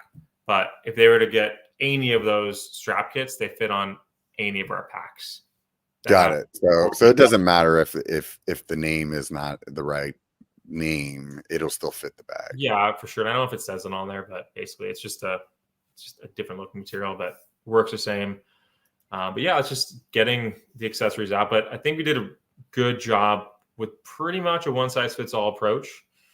We've obviously seen the extremes in the small end, like at Sea Otter. I mean, there's a lot of really fast XC and road racers, gravel racers like females need the extra small straps. So going and doing this actually, because that was our first time going as a company. We did it previously with Victoria, who was repping our brand for distributing, but that was our first in-person Sea Otter, and the CEO was there. So like a lot of stuff at Sea Otter has actually, made change going forward. Like that one event was like, we're doing new colors. We're making our small packs even smaller. We're making bigger strap kits. We're doing different accessories. And actually, so that was April. It's September. We actually have samples of some new packs already from that one event, that change that happened. Yeah. That was good. I mean, that's where I met you. Yeah. I was stoked to see you guys there, honestly, because like in my mind, you guys were a European brand and I wasn't expecting to see you there, and because of my experience with the products, I was like, man, this is rad. I'm glad that you guys were there. And you guys had a great location too. And I'm sure you got a lot of traffic because, like I said, I mean, it's a good product. And I think that is typically like word of mouth goes very well whenever you're doing something right, Yeah, for sure. And I think we can't expect that to run the company for us, but that is the best start you could ever have, right? I think that's how a lot of companies start, like word of mouth, and then a lot of times it turns into an actual business. So that was us many years ago, but like I think right now in the US and certain facets of the industry, they do really good. It's just like, how do we get our big push is how do we get the everyday mountain biker to know that we exist, right? The racers, people paying attention, even the people that are watching news sites like Vital, Pink Bike, like the big ones we have, or Bike, whatever they have in Europe. I mean, they come and go. Some are in business, some are not. But like, the regular user might see them on there, but we're trying to like get the everyday. I mean, it's like, I guess the apparel would help for the brand recognition more for somebody that's more of a racer. That's like, because in mountain biking, it's not like somebody's wearing a pack whenever they're doing an enduro race that, they're not wearing a pack whenever they're doing a downhill run. Yeah. So without you guys getting into the apparel market, it's not where your name's going to be there unless they're like, it's printed on their jersey or something, Yeah, exactly. Yeah. So that's the apparel is going to help that. And then, small but growing part is our new bike packing gear. So like top 2 bag. It seems like in the bike packing world, when you have strap-on bags, there's only a few places you can put it. You can do, the taco bag on the front, no hardware category stuff. No taco bag, the top 2 bag, the frame bag, and then the saddle bag. So that's generally what's out there. So launching that was good for us because a lot of pack customers can have something new to use. And also it's kind of a different, maybe non-competitive side, but we're touching on little but growing parts of the industry that will help us get the name recognition out there, of course, and help us go against the bigger guys. And our goal is to actually not just duplicate what everyone else is doing, right? There has to be a difference, or why would somebody want to buy it? Like the harness and our bike packing bags, we utilize the stretch polyurethane straps. So like the ski straps, essentially, that comes with it. It's waterproof. So, hitting good price point, but also hitting like performance advantages or just like comfort, all it's going to do. So that's what we need to do for apparel. But yeah, we're actively like hiring new roles, and we're like planning 25. And the big thing is we just signed up with thefeed.com. So the Feed is now our distributor in the US, and they're not just food, not just feeding yourself. They are distributing a few brands, like food brands, of course. And that partnership is going to help us get into more shops and make it easier for stores to order our product. And we have rep groups all over the country that are going to help kind of push them to the Feed to order. But that's what's new, and getting into more shops, right? That's a huge part of the bike industry. So partnering with the Feed, that's been like going on 4 or 5 months. So I noticed you guys have like an athletic, like a gear bag as well that you we have everything. Yeah, basically you're like put all your stuff, your riding gear in a bag and be able to just throw it in the truck and go. Yeah, we have a three sizes. So one is like the carry-on big backpack size with room for Velcro and pockets for phones and laptops, and it's pretty cool. That's actually what I'll be traveling. I travel with that every time I travel. So I have a dozen trips this year out of a backpack, which is cool. And then from there we have the roller bags. So we're hitting that kind of travel luggage, but room for helmet, boots, shoes, full face hat, shell, like all that kind of stuff. So it's like brand. A lot of times people buy luggage for a brand they like, right? Because they want to go somewhere and have people, they want to look the part, right? You go to an airport, you look the part, you look pro, you look like you're wearing a badge of honor. You're wearing something that people can recognize that, oh, you're a mountain biker, you're a motorcycle rider. So we have that, and it's really good stuff. We're doing 2 roller bags as well. And the roller bag's nice that like to be able to have when you're going on like a riding trip, to be able to have a bag that has separate compartments for your shoes and your helmet and stuff like that. So then you can still throw your clothes and stuff like that in there and not kind of have it all mixed together. I know whenever I've used a regular piece of luggage, it's like, okay, well, I need to have extra bags so I can put my shoes in there because they're going to be muddy and whatever. And then it's like, then your stuff's getting all mixed together whenever you're at your hotel room and you're like, I don't know, it's just kind of a pain. Yeah, duffel, and I mean, and like some people use duffels, and duffels are good for certain uses, but having something that's like square that holds its shape, that has pockets, dividers, is way better than a duffel. But like, I'll see a lot of bike riders with Patagonia duffels or duffels from generic brands. And, I think originally it was intended for the moto customers because they had boots and like bigger gear, but there's a lot of carryover. We did have a partnership with, I think it's the Epic series. It's the I didn't set up the partnership, but I did work with them. So like Cape Epic, right, in South Africa is part of, I think, the Epic series. So there's several hundred riders, maybe 500 riders. So every rider at this year's Cape Epic got one of those Buddy 100-liter travel bags. And that was what they carried from day to day. So every day you can only put this much gear and they move it for you. So 500 of those bags with every athlete going to the Cape Epic. So that's expensive, but good marketing, right? That's part of our partnership. We were stoked. I've had customers that I've met in the States that went to the Cape Epic and they're like, I love your bag. I traveled with it. It was everything I needed to go multiple days on a bicycle, right? So I'm going to tell you this right now. If you can make a bike bag that doesn't weigh a gajillion pounds, that would be awesome. Oh, man. That I would love to do that. Because honestly, this is the thing, man. Like I have an Evoc bag and there's other brands out there as well. But the thing is like my bike weighs 36, 38 pounds. And you throw that bag on there and it's like, it's instantly over 50. And you're trying to stay under 50 so that you can, travel without, paying all the extra money. Yep. And so then what do you end up doing? You end up taking your bike apart. It's like, oh, well, my cassette and my coil and my whatever else, my derailleur is all in my regular luggage or on my carry-on so that I can try to get my bike bag to 52 pounds and maybe the person at the checkout counter is going to let me slide.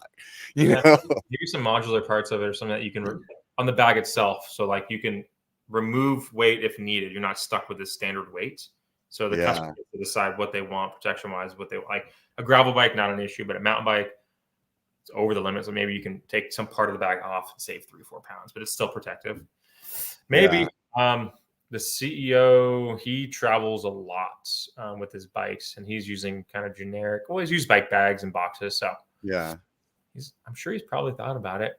Our travel luggage, those big Buddy bags, that's the model name's Buddy. Those are actually pretty lightweight. So we've weighed them to comparable, like OGO is like the brand that a lot of motorcycle riders use, and it's that size, one big size. And I think our bag's 3-4 pounds lighter weight off the bat. So we had a lot of people comment, and it still has the plastic bottom. So, it's durable, it's lighter weight. I think we could probably apply that to a bike bag. That'd be fun. And there's some other projects in the works that we're kind of prototyping and seeing more commonly used, like travel pieces or stuff you put on your vehicle that are soft and flexible for carrying bikes. So I won't give away all the beans, but a few things we're working on with that. But yeah, we all travel and use that stuff ourselves, and we'd rather use our own brand stuff versus everyone else's. Right. As long as we can justify the cost to make these things. Yeah. So is there a big push on the apparel side to really kind of try to get into that space a lot more, or is it just kind of like, well, we're adding on some things here and there? I think we're figuring that out now. The biggest thing is getting into distributors for bicycle and moto, getting our big online resellers, because we do pretty well with like Backcountry, Jensen. So first thing is getting into these bigger shops and these accounts. And then from there, if they like the packs, which everyone has, and then we sell well. So get them the packs first, and then get them bike packing, which I think Jensen and Backcountry are doing really well for us. And then from there, we have apparel. So that's one way that we're going to do it. I think getting more athletes on it. It's a push. I think the big thing is still, don't forget about packs. Like that's still like our number one, like go for packs. We have some new mountain bike packs coming out for 2025. Just kind of a hybrid of some of our current packs. We're getting rid of some model lines and combining them, making the colors a little bit more exciting and more in demand, more trending color-wise. Like reds and blues and greens. So some beiges, some, what the heck is it? Some plaid. Oh, nice. Always, you heard it first. I saw some other stuff on there, like your day. What was it called? Your day pack or something like that. That had like different like digital camo kind of looking designs and stuff like that. I wanted to ask you about the hydration pack or the hip pack. So I use the 6 liter. Yep. And there's also a 2 liter, but I think whenever they're talking about that, they're talking about how much storage space there is. Is the bladder itself different in those? So the 2 is a 1 liter bladder. Okay. 2 liters of storage space. So that's how it all works out. So the numbers, from what I've been told and what I've tested, is the number on the bag is the storage capacity. So your bladder plus storage capacity. So like the Zulo 2 is a 1 liter bladder, and then you get 2 liters of space around it. So the 6 is 1 liter, 1.5 water, and then 4.5 storage. So people always ask, what do the numbers mean? 9 liters water. I'm like, well, if you put 3 bladders in there, yes, you could, but no, it's the bladder that it comes with, 1 all the way up to 3, plus the storage. So a 9 liter comes with a 3 liter bladder and up to 9 liters of storage. So try to do it that way, and educating customers. They're like, what do the numbers mean? That's what they mean. Yeah. I mean, it's like you said earlier when you were talking about going out and buying a bag. I mean, it's a fairly decent purchase. I mean, it's not like you're buying like a $30 backpack. It's like $150. You want to make sure you get it right. And what kind of warranty do you guys have? So we have a lifetime warranty. I mean, we're pretty flexible when it comes to failures. A lot of flexible in lifetime. You're like, well, I mean, there's certain things like if your elastic strap wears out after 5 years of heavy use, depending on the situation, we'll warranty it, or say, hey, here's a new strap kit. It's $25, right? Yeah. And then you've had 5 years of use on your bag, $25 service to service it. I think that's reasonable. Yeah, 100%. And we made the switch a couple years ago to YKK zippers, which are the industry standard you're not using YKK, what are you even doing, right? Like, you got to use YKK. That seems to be the best. We had a different supplier of zippers that was decent, but now we're using all YKKs. But the big thing is just if they break a buckle, if you bust a zipper, or if your elastic wears out, 3 to 5 years of hard use, you may need to address 1 or 2 of those. But that's with every product, I think. And buckles are easy to find. We don't have a ton. It depends on the pack. Some packs have no buckles. They have 2 zippers, right? So, actually, you reminded me of something I forgot about. That when I had my first bag, I had it for a couple of months, and it was like I grabbed it in whatever manner, trying to close it or something like that, and one of the seams broke, and I was like, man, that blows. And I went on the website and sent an email, and like it was a super easy process. Before I knew it, you guys had sent me out a new bag. You didn't ask me to send the old one back. It was like here's another one. And I was in my mind when I sent the email, it was kind of like, yeah, we'll see how this goes. Yeah. And honestly, the process was like, it was really good.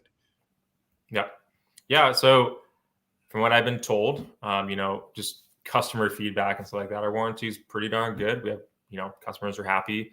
The returns are still done. Like when you email or reach out, it's still somebody or several people in Sweden that are helping you. I think down the road, we'll probably have a person in the US.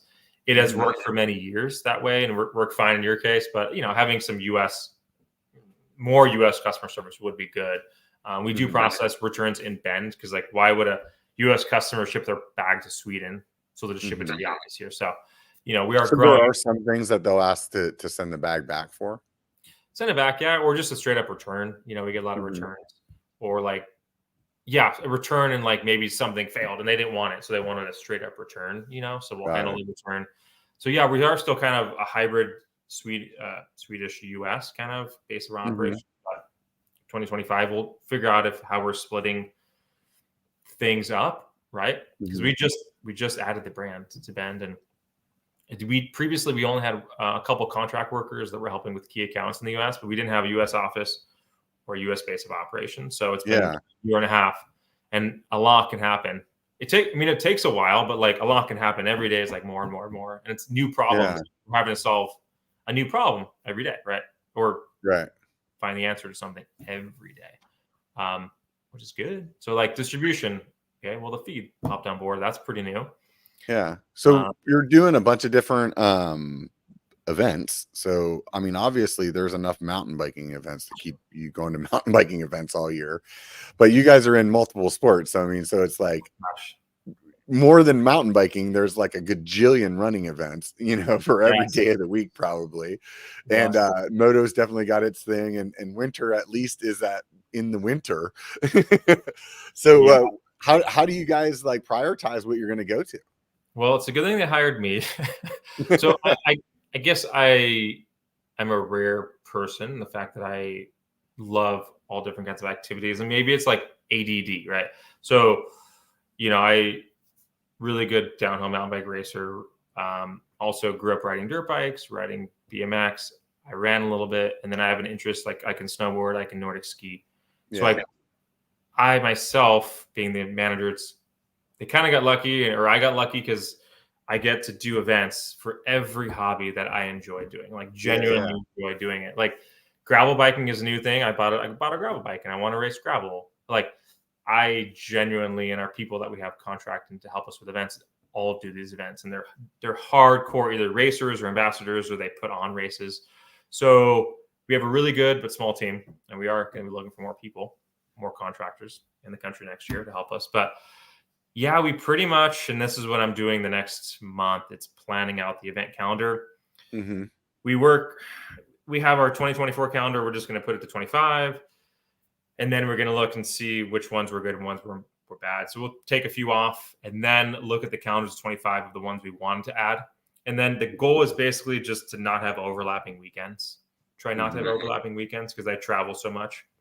So moto, snow, mountain biking, gravel, and bikepacking, and then regular races and stuff. Just like try to make a cohesive event calendar. It's really hard to do, and I miss a lot of events I want to go to, but I go to a lot of events I really want to go to. So it's so hard. The question you asked is like super hard. What are you guys planning on for in the cycling space? Well, obviously Sea Otter. We got Bentonville coming up in middle of, is it Unbound? Bentonville? I think it's Unbound in Bentonville. We were at the Bentonville Bike Fest. Sea Otter's big. I didn't get to see you guys at Bentonville. I was there, but the day that I was planning on filming at the fest was the day that it blew away. So yes. I barely have any footage at all. Thank God I like carried my camera in there the one day, because otherwise it would have been like I did a video on it and it was like I have no coverage of the fest because I was planning on doing that my last day there. Yeah. So Kelly Jones, she lives in Florida and she races. She's awesome. So she heads up to Bentonville and a bunch of other events. So she was there and with her boyfriend, who sort of one of our ambassadors, and he helps do events. And they were there. They were luckily they're safe. They didn't have any issues where they were staying. The booth, I think we got really lucky in terms of the other damage I heard about, and how much it cost us. Like we lost an easy up, I think a flag, some gear flew away. The rest was in bins. So like we were lucky. We lost a couple $1,000. Yeah. At cost or whatever. So it sucked, but could have been way worse. And it was nuts when we showed up in the morning. I was there with Tasco and we went over to check out the tent. It's like we were there super early because we had gotten up early because we were planning on doing a ride before the kind of the fest started. And we went over there and it was just like freaking apocalyptic, and it was nuts though, like what you just said. I mean, there was a tent that was like out of a pop-up, had no walls on it, so it was basically like a parachute ready to fly, right? That was in the middle of this like kids section, like little kids course, and that thing was still there. And like 25 feet away from it is a tree that was probably like 16 or 17 foot around, that was just like laying on its side next to a trailer that's been blown around, and it's like, how the hell did that one tent not have anything, where then like right next to it is like the guys I know at EXT said that they had their tent down with like an e-bike on top of it that was like, chained to the pop-up, and it was like the e-bike and the pop-up were like 300 yards away. It's like, luckily no one was there. Well, that would have been insane to actually have been there, because it happened overnight, right? Or really we got lucky. And I think Kelly walked around and found like our apparel and some of our packs just like spewed out there. And I think she worked an event the next weekend, because it was that and something else backed up to it. So she just had a bunch of like muddy clothes. She washed it and she sold it at like a crazy good deal. So right on. Yeah, we were lucky, but the calendar has pretty much picked the biggest events. So like a Sea Otter, at least Bentonville once. I'm doing Outer Bike in a few weeks. So the biggest mountain bike, gravel, off-road moto events, also adventure bike moto events we can go to. Are you guys doing Sedona? We haven't. I'd like to. The issue is time of the year is tricky because it lines up with some other events we do, and then driving from Bend, Oregon, down through several snowy areas of the country to get there. It's if they have a really good refund policy, then or delaying, it'd be great. But like we could have 2 feet of snow and we're not leaving town, because it could be 3 hours of snow driving to leave Bend at 30 miles an hour with crosswinds, and that's the hard part. So the goal is to get more ambassadors and more help in different parts of the country so that they can basically support. So I can fly down. I can ship them a pallet of product or whatever, because we do sell at event. Currently, we sell at events. That kind of helps us go to new events and fund more of them. Eventually, we may not, but we do sell. If I had ambassadors, I could just send a product. I fly down and I meet them. Like Flagstaff's beautiful. Oh no, Sedona and Flagstaff, but Sedona's beautiful. It's just that time of year is tricky for us. Which. It's hit or miss with the weather too. So it's like some years I've been to Sedona and it's been just amazing. And I've been there in other years where it's like we just drove to Phoenix every day and rode there instead. Sure. Yeah, we try to find the biggest ones, and then I'll do a couple local And then Kelly, and then we have a running ambassador, although he does mountain bike as well. He's in the Northeast. He'll do some of those. And then we kind of meet at events, and you know, they only have to worry about like a mountain bike Oregon event that I think is pretty close to you guys in like Oak Ridge or something, Oakdale.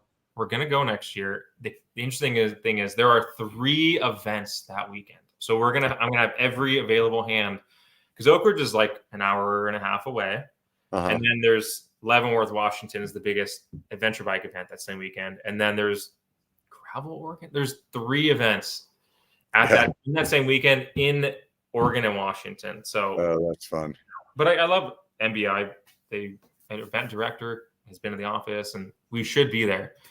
But yeah, that's the tricky part, but we're gonna do more. But yeah, we have some really interesting planning going on, because we're a small team, right? I mean, I think if you're a bigger company, like, if you're specialized, you have a rep for every territory, and they can go to all these events. But for us, it's like we're currently building that rep base. I can only be in so many places at once. Moab. I'm going to Moab in 2 weeks for Outer Bike. Have you been there for that before? Yeah, went to Outer Bike last year. I think it was a good event for us. We made great connections. I think that was. I've never been to that one. I've never ridden there either. I'd really like to. You're not that far away. I think Moab is a place everyone should go at least once, just because the dirt and the terrain and the rock is so different from anything else in the United States, right? And that's only a couple weeks from now, right now? Yeah, it's October 4th through 6th. They do 4 of them. So I think we're, so try to do, Sea Otter, try to do an Outer Bike, try to do several lifetime events, because those are all hot, cool. Try to do Downeyville. Keep trying to get there. The Pacific Northwest tune-up looks like that's growing. That might be. Yeah, that's definitely getting a lot more attention. I'm working on a Bellingham video right now. I was up there right before the event this year, and I'll tell you, man, that place is definitely what it's been cracked up to be. That's for sure. Yes. As far as the mountain biking scene goes. Yeah, and I've been lucky enough to have the opportunity to, like, I have the personal funds to travel as well as like events and stuff. But I've ridden, besides Bentonville, that is the last one I'll probably go to, because I've been to so many others, but I need to go to Bentonville. I've been to so many cool riding zones in North America, right? Like all the different states, and considered moving to Bentonville years ago. I ended up in Bend, looked at Park City, looked at like all these other Flagstaff, but Bellingham, in the short time I've been in the PNW, like it's really cool to see. And it's that Northwest tune-up. Like, I did not know how big that event was in terms of like the music and the vendors, and it's a mini Interbike, it's a mini Sea Otter. Yeah. But yeah, it's definitely I mean, if you haven't been to Bellingham to ride, it's definitely a place to go. And having an event there as well is like, hey, why not? You know what I mean? Then you have like even more of a reason to go and check it out. And then at that point you can, get your feelers for the city, and then you can always go back then when the event's not there, and, have the trails less crowded. But I would imagine there's so many trails there that I would feel like, I haven't been there during the event, but my assumption is it's no different than being in Sedona. Sedona, same thing, just so many trails that you get out there, you don't run into anybody. Yeah. I mean, unless you're on like the most like some of the easier trails that are like super popular by name recognition, like if you're in Sedona, Slim Shady, for example, always has a ton of people on it. But you get out to the stuff that's a little bit harder, and you usually don't run into anybody. So yeah, I was just thinking Sedona, and I was going to say Moab is so one of a kind. Sedona is similar in terms of I've never been in Sedona, but it's like the sandstone. I think Sedona might have more clay, but Sedona is like Moab light. There's just so much in the Moab area. I like to go there and ride moto and mountain bike because as a person will only ride slick rock one time in their life, and then they might want to ride it on a motorcycle or an e-bike. Yeah. It's like the number one trail there is the most brutal trail. And it's so long and so hard and so steep. So I take the moto and the mountain bike, go ride Moab. So you're saying if you go to Outer Bike and you want to ride Slick Rock, ride it on the e-bike, it'd be more fun that way. Yes, or ride the other zones. I think it's great. It's got the name recognition, but most people only do it once in their life, and they're like, "Oh my god, that was so hard." Just because it's just a pain cave the whole time. Yeah, go do on a dirt bike or an e-bike. But Outer Bike actually they have daily shuttles, so they'll shuttle you to like the 4 or 5 different trail networks. So you can grab. I think you can grab a demo bike from like Specialized, YT, Canyon, whoever, Propane. Everyone. Yeah, it's kind of set up like Sedona that way, where it's like you're basically going for demos, and then there's like cool shit there too. I think RE bikes will be there. Probably. Yeah, I wouldn't doubt it. It's a good event. It's smaller. I think it's more intimate. It's a good series to go to. I think it doesn't get as much recognition as it probably should, but yeah, I think it's the only really mountain bike expo in Moab that I can think of. Right, like for such a popular area, they have like Jeep Easter Safari, so they have like motorcycle Jeep events, but I think that is the one. Outer Bike Moab. Yeah, I mean, aside from like Rampage, but that's not really like a riding kind of like to the public kind of event. So yeah, no, that's definitely the one. What's it's the whole enchilada there, right? That's right there in Yes, I just did it. So it was my 4th time in Moab and first time going in the fall. So last year I did the whole enchilada, and that was fun. That's what I want to do. That's like, it's something like 30 miles, isn't it? Something like that. Yes. So it is, you go through so many different zones in terms of like high alpine, aspen trees, it was like 85 or 90 when I finished, and it was like 40 when we started, right? We started like 9 or 10 in the morning. So cold aspen, it looks like you're in Colorado or upper altitude Utah, of course. Yeah. You drop in, it's way chunkier and technical on the top it. Like it's fun, techie. I just wasn't expecting it. And then you just keep going into drier and drier and drier. And that is worth it. It's about 30 miles, but you're mostly downhill. So it's about the. So there's a little bit of pedaling in there, some spots. I stupidly did it I did one run without stopping, essentially, because I was by myself that day. Turns out not many people do that because my Strava time was pretty good. People stop and enjoy the views. I stopped, took a photo, and kept going. But it's awesome. How long did it take you to get down? I think I did under 3 hours, like 2 hours. Wow. I was only I was only like 15 minutes off the KOM. Yeah. And I'm like, oh, okay, I could do that. But it's just a miserable ride to do that nonstop. Because you want to enjoy anything nonstop's that way. I mean, just the other day, my buddy and I, or my buddies and I, we did this one ride on e-bikes, and we were in this area that was like, oh, there's this other downhill run that's kind of close to it. And my one buddy's like, we're doing top to bottom. And then it was like at the top, you're like, yeah, this sounds like a great idea. And then about halfway down, when your hands, you can't feel them anymore. And you're just like, oh my God, my back feels like it's going to break in half. And you're like, but I'm not stopping. It definitely takes a level of dedication to do that. I think that's the enchilada for sure, just because like the steep ledges and the fact the bottom kind of opens up to more, I wouldn't say gravel roads, but like more high-speed stuff. It's pretty much more just wide open desert, whereas the top kind of has bushes and more flow to it. And, I was on my Spur, which is not the bike you would want to ride there. So I was like, doing this. But it was issue is it can be so hot there that like if you stop, you're resting in a bush and it's like 85 degrees and it feels like the surface of the sun. Right. So, there's certain temperature ranges that you want to stick to. If it's over 90, you probably shouldn't ride out there. So, there's a balance, but also in the wintertime, it's great as long as there's no snow or ice. Like, it's cool. It's just when was it that you were there? I've been there in April, but this was early October. Okay, so right around that time zone of the Outer Bike then. So it's still usually running around that time then. Yeah, it can be 80-ish degrees or 60, 70. It doesn't ever get super hot and super cold in early October. Everything's open. It's pretty cool. I think Moab, growing up mountain biking and stuff like that was always like, I wouldn't say it was the Mecca, but it was just like such a cool zone you had heard about. Like it was like the rider's destination. And I think other cities and towns have now sort of taken that piece of the pie, like Bellingham, Hill, Bend, right? Like they've taken that piece of the pie, but Moab is still unique. I don't hear about it as much as I guess I used to, because other places are getting found out, right? Yeah. But it's did you watch that documentary? That guy that climbed it? Yes. So And there's that one section that he like tried over and over again, and I can notch. tell you, like, as a content creator, I know when shit looks steep on camera that it's really fucked up in real life. What is that descending that section like? I believe that's the notch. Super Yeah, steep. I something can't like remember that. exactly, but I would just like if I was pedaling up it, I would just walk up it just because it'd be way easier. So no, Right. he's awesome. Actually, I met him several weeks before that movie had come out. I was in Boise riding the Eagle Bike Park, and he was there. Right. I can't remember his name. Super cool guy.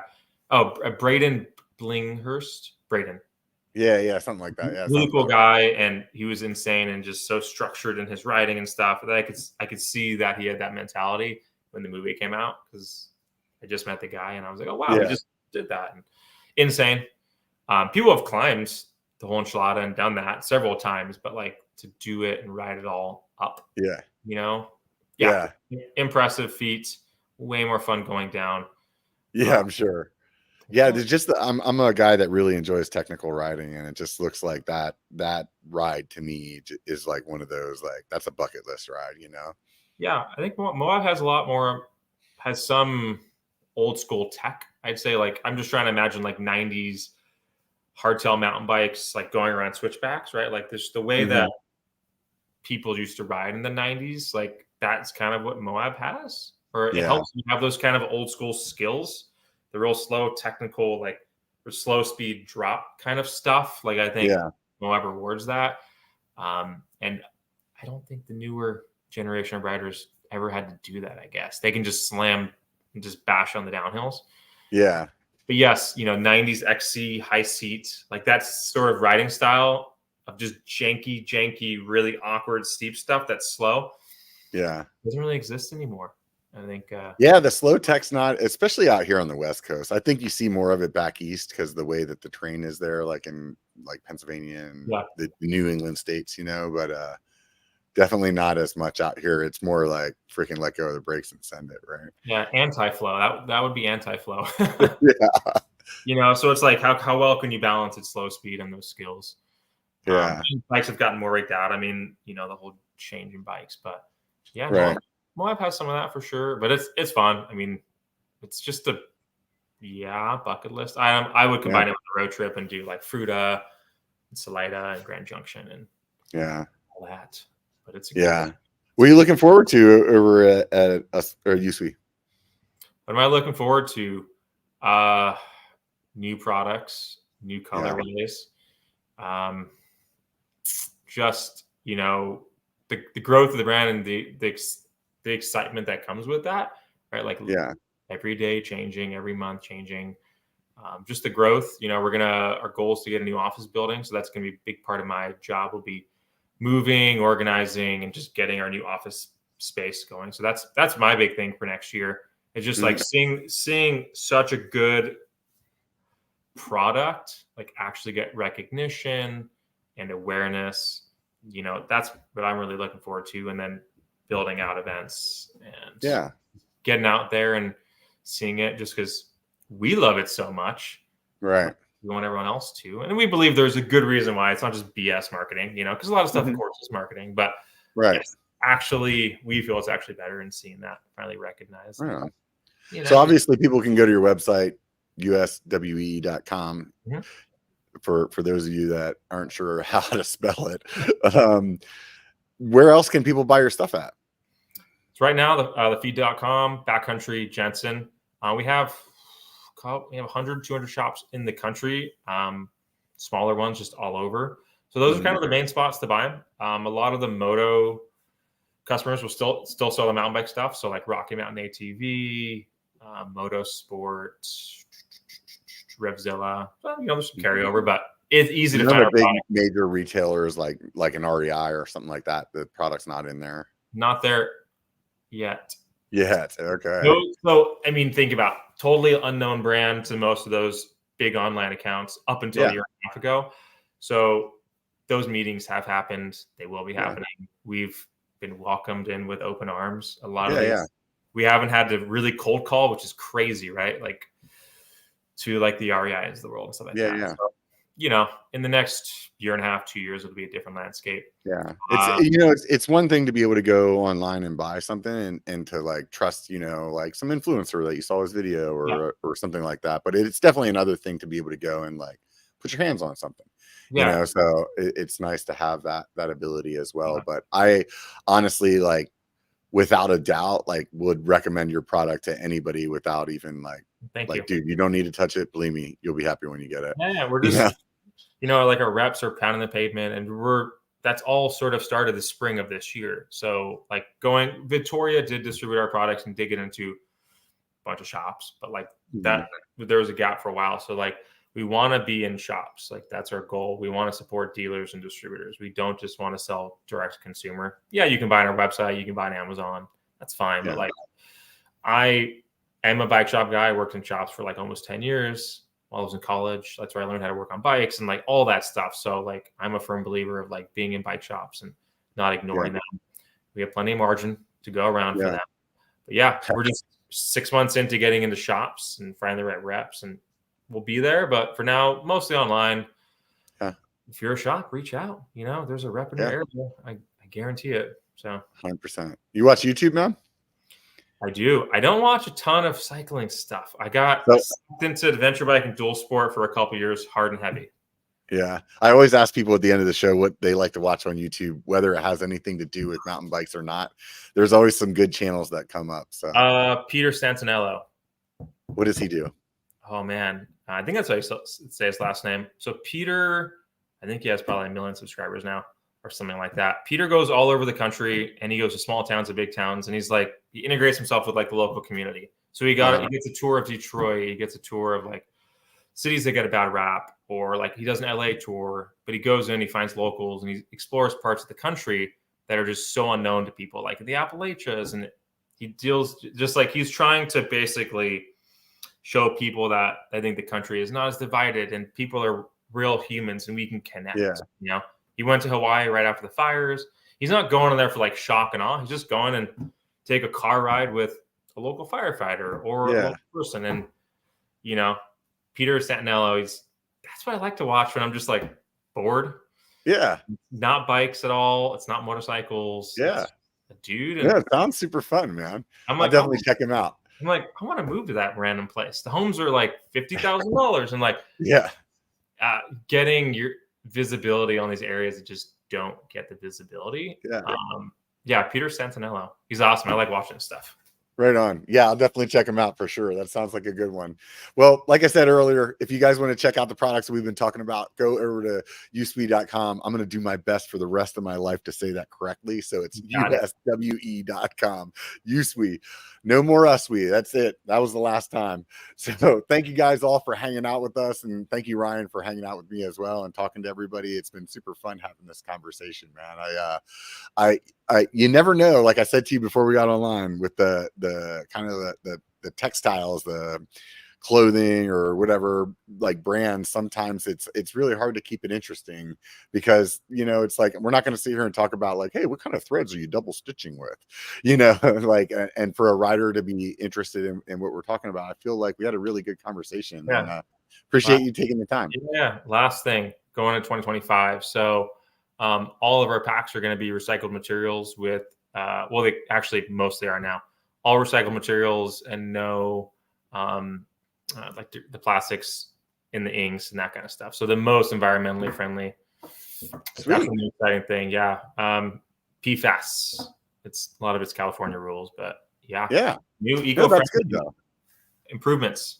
So. That's awesome, man. And that's good that you're looking at, that companies are looking at the environment that way. I know it's not cheaper, and it's definitely like it's a humanitarian thing, and that's awesome that you guys are doing that as well. It's really important. Like I said, check it out. Check them out on their website and or any of the places that we mentioned earlier, the feed and all those joints. So I appreciate you guys all. Really, thanks a lot for hanging out with us. And remember one thing: if there's only one thing that you get out of this whole thing, it only takes a bike to be a biker. Get out and be one. Thanks for having me.